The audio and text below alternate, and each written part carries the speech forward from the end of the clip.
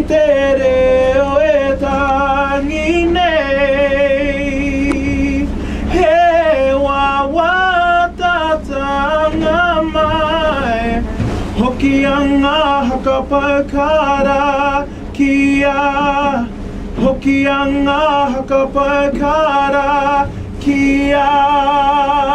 In English, whānau, in English, I stand listening to the many crying voices yearning for this body of water, yearning for my home, yearning for our home, yearning for the Hokianga. Whānau, that's just a little bit about how the Hokianga started. But our next stop is not too far away, is that correct? 8 minutes. About 8 minutes away, whānau, so grab your cameras out, be prepared for a bit of a ride because Zach's going to steam up this engine and we're going to get this show on the road. Kia ora! What's it? See those piles there? To the left of those piles is a bit of a concrete structure up there and that bit of a gut of land. New Zealand's largest steam-powered sawmill was housed here on this site more than 100 years ago. This wharf was placed here for the export of timber. Who's here from San Francisco? No one. Don't all put your hands up at once. That's okay. Well, Old Town San Francisco was built from a lot of timber that came from the Hokianga, as was parts of London, various parts of Australia, built from New Zealand timber. And of course that timber was what you saw today, the kauri. The mill that was here employed between 600 and 700 people, directly and indirectly, from the cross-cutters who worked all over this land that you can see from the boat, to the teamsters who would work with teams of oxen and sleds and bring the logs out, to the doggers who would float logs around the harbour to various mills, and of course the sawyers who worked on the wharves loading the ships. Now, the ships that came in here to pick up this timber were square rig ships, like this one. This particular one, the Joseph Craig, 497 tonne bark, based out of Australia, traded between New Zealand. Now, this ship came in here in August 1914, loaded up with timber. On its departure, it foundered on the bar and subsequently wrecked. Now, I'll pass this around. On the back of that is actually the hulk of that ship split open. You can see all the timber that it had for cargo. Now, all the men miraculously survived.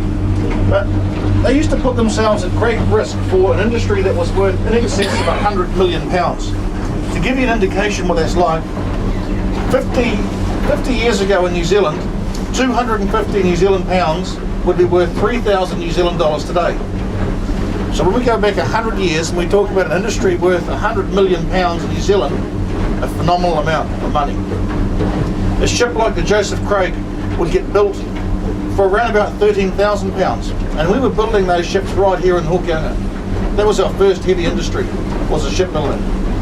Now, if a person lost their life, of course, that was a very high price to pay for the company, and lots of men did. Now, there's a bay just above this rock here, coming into view. This was an area that was used to hold logs before they got sent up to the mill. Now, if you can imagine a bay, that bay full of logs, hundreds of logs, then good on you. If you can't, well, look at this. This is a picture that Tawhiri took about 100 years ago. And this is a picture of that particular bay with these logs. Now, it's hard to estimate the size of these logs, so I want to tell you how big they are. They're around about 6 foot high when they're lying down their sides. I'll pass this around too. I believe there's still logs under that sand in there. Incredible, incredible. We only have 4% of kauri forest remaining in New Zealand, which is only a small, minute amount. All this land that you can see from the boat was once kauri forest. Well, these men that worked in this timber industry, they didn't work 24 hours a day. They had time for a bit of rest and relaxation, a bit of R&R. And that's when the entertainers and things started to appear in this country. We have an entertainer or a person of notoriety, a man by the name of Ralph Hortedy. Has anyone heard of Ralph Hortedy at all? No? Well, he's an artist that comes from the Hokianga, and his works of art are commanding in excess of $100,000 in the United States. So he's an adopted uncle by all us nephews and nieces that kick around here in the Hokianga. Now, I heard mentioned before the movie Whale Rider. Who's seen that movie Whale Rider? Yeah, a few of you. Well, the grandfather on that movie, Rawere Paratene, he's a local boy from here. He actually lives up here on this hill. Now, who's another one? Ben Harper. Ben Harper. Who's heard of Ben Harper? Has anyone heard of Ben Harper? A musician? Always have to steal my kisses from you. Always have to steal my kisses from you.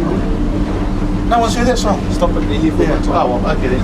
Yeah, well, he's not from New Zealand anyway. But, he's got these tattoos on him that were put on by a man called Gordon Toy. Gordon Toy comes from the Hokianga. He's a local boy.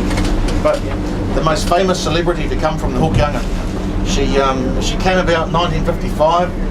She was a fantastic swimmer. That's what made her famous, was her swimming. And people came from all over New Zealand to see her and swim with her, to try and race her. But when they actually saw her speed and agility in the water, they just gave up. You know who I'm talking about? At all? Can't think of a name.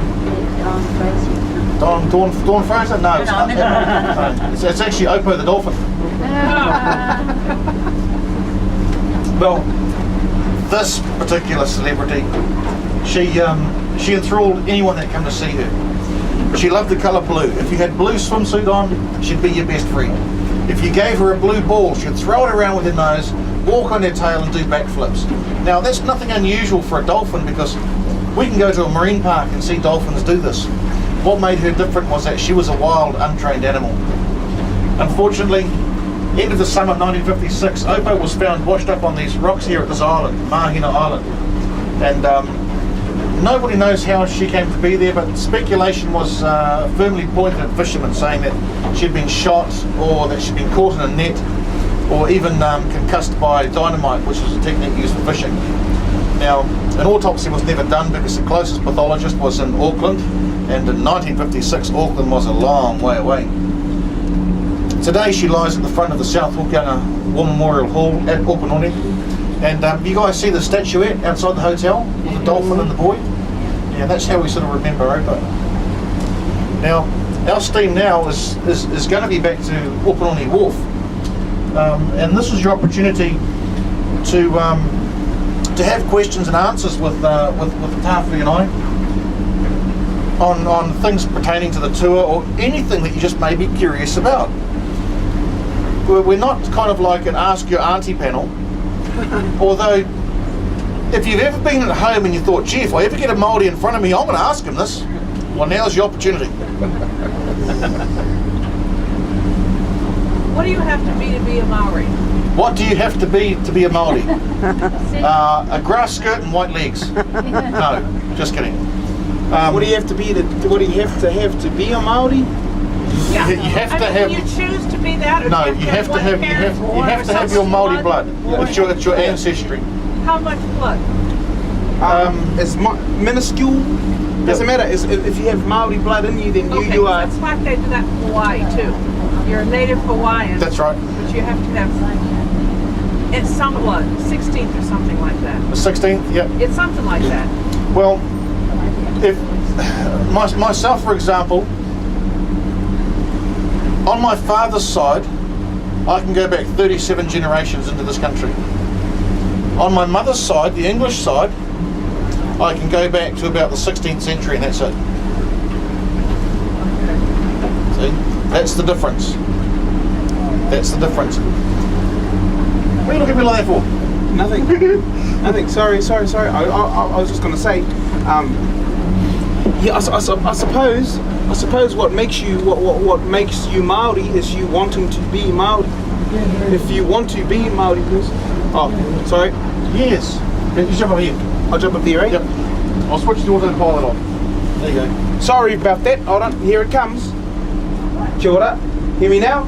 Cool. Now, I suppose what makes someone Maori is their want to be Maori, because you can have Maori blood in you, but you can choose not to accept that side. Okay.